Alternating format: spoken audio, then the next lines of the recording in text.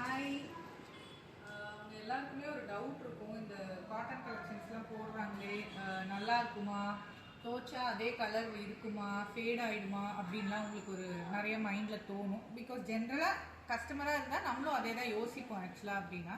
So இப்போ நான் கட்டியிருக்கிறதே பார்த்தீங்க அப்படின்னா கூட இது வந்து ஒரு 2-3 டைம்ஸ் வாஷ் பண்ணிட்டு தான் நான் இப்போ வந்து கேமராக்கே நான் நிற்கிறேன். ஸோ உங்களுக்கு குவாலிட்டி பொறுத்த வரைக்கும் டாப் நாச்சாக இருக்கும், உங்களுக்கு எந்த டவுட்டுமே வேண்டாம்.